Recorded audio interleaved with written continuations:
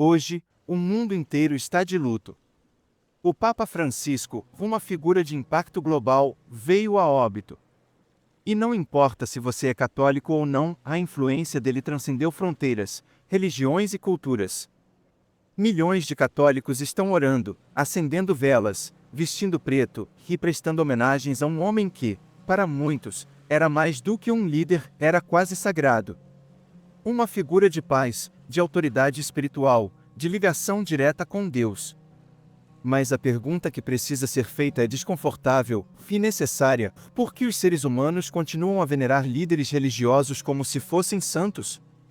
Por que seguimos colocando sobre homens falhos, mortais e limitados, uma expectativa quase divina?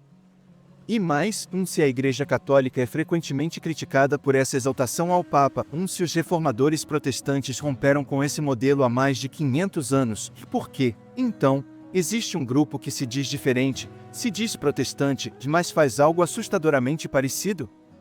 Hoje, vamos comparar a veneração ao Papa na Igreja Católica com a autoridade absoluta do corpo governante das Testemunhas de Jeová, e o que você vai descobrir pode mudar sua visão para sempre. Porque por trás de títulos diferentes, pode estar o mesmo velho padrão de domínio espiritual. Na Igreja Católica, o Papa não é apenas um pastor. Ele é o sucessor direto do apóstolo Pedro, o Santo Padre, o Vigário de Cristo na Terra. Esses títulos não são decorativos. Eles carregam peso espiritual, autoridade doutrinária. E, para muitos fiéis, uma reverência que beira a adoração. Durante séculos, o Papa foi visto como infalível em suas declarações oficiais. Seus decretos não são meras opiniões, para os católicos, eles carregam o peso da verdade absoluta. Milhões de fiéis beijam sua mão, se ajoelham diante dele, se emocionam ao vê-lo de longe. Seu rosto está em pinturas, vitrais, medalhas. Sua voz é ouvida como se fosse a do próprio Cristo. Mas será que isso tem respaldo nas Escrituras? Vamos olhar para o que está em Atos 10, 25 e 26. Aconteceu que, entrando Pedro, saiu Cornélio a recebê-lo, e prostrando-se a seus pés, o adorou.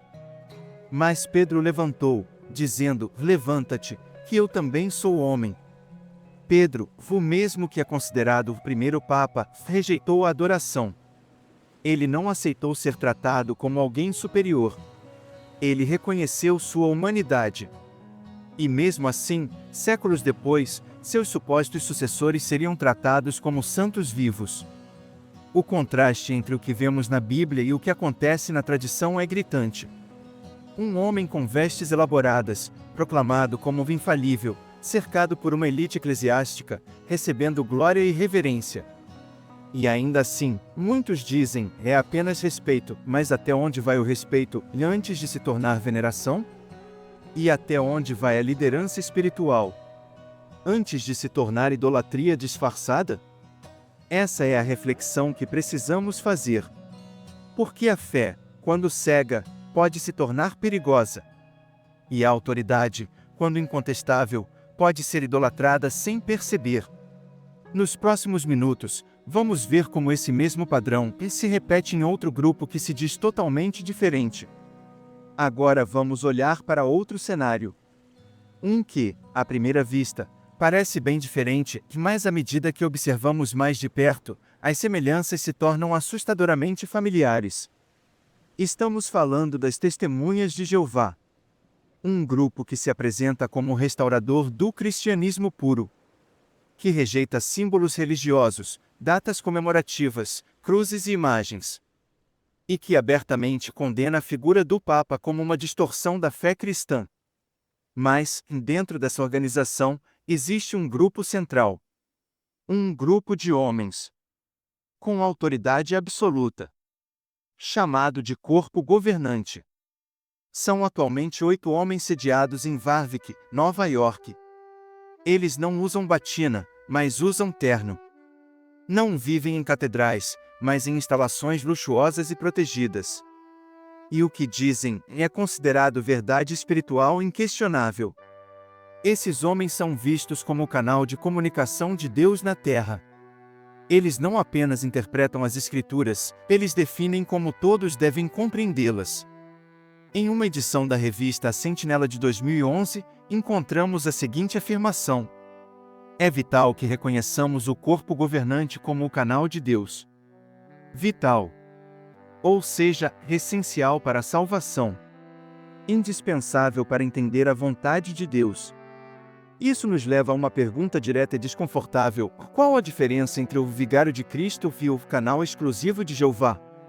Ambos ocupam uma posição entre Deus e o povo.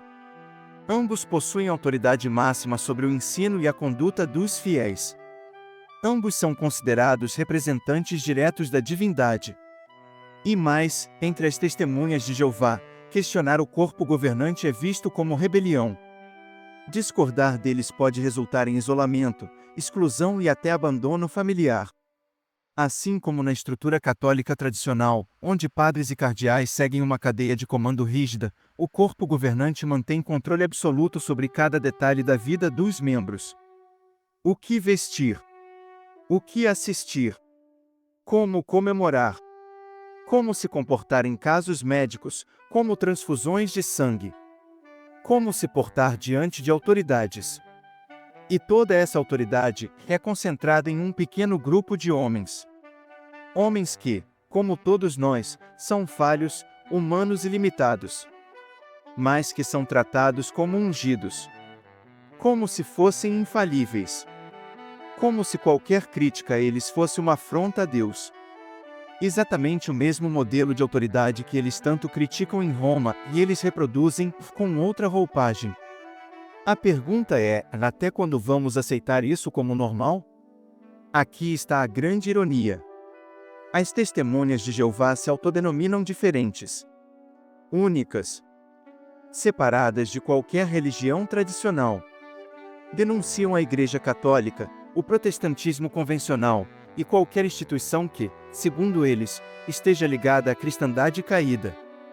Mas ao rejeitarem os símbolos visuais da religião, acabaram se agarrando a uma estrutura ainda mais rígida, invisível e autoritária. Substituíram o ouro das catedrais pelas paredes brancas do Salão do Reino. As imagens de santos, pelos retratos mentais do corpo governante. Eles dizem não ter dogmas, mas ensinam verdades absolutas que não podem ser questionadas. Dizem que não veneram líderes, mas exaltam um pequeno grupo de homens como se fossem porta-vozes exclusivos do céu. A obediência é total. A independência espiritual anulada. E o pensamento crítico perigoso. Porque pensar demais pode significar dúvida. E dúvida, dentro dessa estrutura, é vista como infidelidade. Agora, vamos nos lembrar do que Jesus disse em Lucas 11h52. Ai de vós, intérpretes da lei! Pois tirastes a chave da ciência, vós mesmos não entrastes, e impedistes os que estavam entrando. Essa fala de Cristo se encaixa perfeitamente aqui. O corpo governante afirma que ninguém pode compreender corretamente as Escrituras sem sua orientação. Que ler a Bíblia por conta própria é arriscado. Que estudar material apóstata, ou seja, qualquer fonte externa, é pecado grave. Em outras palavras, tiram a chave da compreensão e impedem que outros entrem. A estrutura se mantém por medo. Pela ideia de que desobedecer ao corpo governante é desobedecer a Jeová. Que discordar é sinônimo de apostasia. E assim, o dogma se disfarça de verdade absoluta. A tradição se veste de nova luz. E o controle espiritual continua, só que agora, com aparência de liberdade. Esse é o retrato do dogma disfarçado. Um sistema que nega a si mesmo, e enquanto funciona exatamente como aquilo que diz combater. Em meio a tudo isso, surge uma pergunta que precisa ser feita com urgência: onde está a autoridade suprema do cristão? Na palavra de homens, ou na palavra de Deus? A Bíblia sempre foi clara quanto à sua suficiência. Ela é o manual da fé, da conduta e da salvação.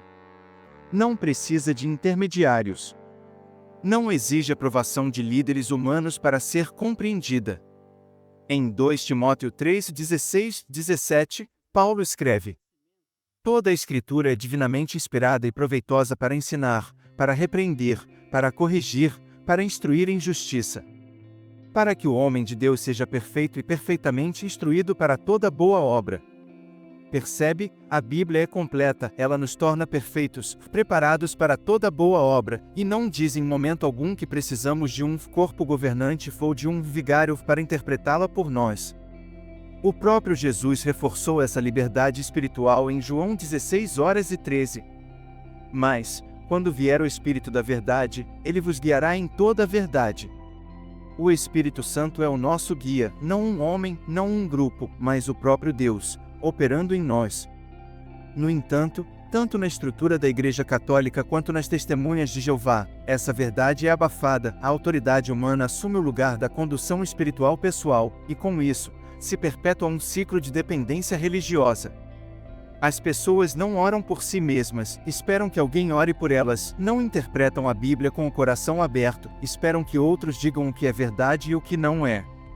Mas Jesus jamais nos chamou para uma fé terceirizada, ele nos chamou para uma comunhão direta, para um relacionamento individual. É por isso que, quando líderes humanos se colocam entre o cristão e as Escrituras, estamos diante de um perigo espiritual, um risco real de manipulação e de distanciamento do verdadeiro Evangelho. A Bíblia precisa voltar ao centro, precisa ser a autoridade máxima, acima de qualquer tradição, acima de qualquer clero, acima de qualquer grupo. Porque, no final das contas, a única voz que deve ecoar acima de todas as outras é a voz de Deus. Chegamos ao final dessa jornada comparativa, e agora, precisamos respirar fundo e refletir com sinceridade. Hoje, o mundo se despede de um líder religioso, um homem que foi amado por muitos, respeitado por outros, criticado por tantos, mas acima de tudo, um homem mortal, falho. E isso nos leva à raiz da nossa mensagem: a fé não pode estar apoiada em homens. Nem no Papa, nem no corpo governante, nem em pastores famosos, nem em instituições religiosas que colocam líderes em pedestais. A fé verdadeira precisa estar firmada em Jesus Cristo, o único mediador entre Deus e os homens. Como diz 1 Timóteo 2:5. Porque há um só Deus, e um só mediador entre Deus e os homens, Jesus Cristo homem. Você não precisa de um canal humano para se conectar com Deus, você não precisa de um intérprete autorizado para entender a Bíblia, você não precisa de uma estrutura hierárquica para viver uma vida de fé autêntica. Cristo morreu para abrir esse caminho, ele rasgou o véu, ele aboliu as barreiras, ele nos deu acesso direto ao Pai. Portanto, se hoje você vive em um sistema onde é proibido questionar, onde líderes são tratados como sagrados, onde você sente que sua consciência está aprisionada, talvez seja a hora de olhar para as Escrituras com novos olhos. De abrir mão do medo, de sair da sombra de homens, e caminhar na luz do Evangelho. Jesus não veio fundar um império religioso, ele veio libertar corações, ele veio chamar filhos para perto, ele veio nos ensinar que o maior é o que serve, e que o verdadeiro pastor dá a vida pelas ovelhas.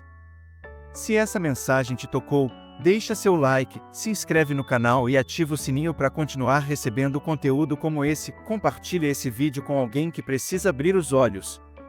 Porque a verdade liberta, e você nasceu para ser livre. Livre de dogmas, livre de homens, livre para seguir a Cristo, e somente a Ele.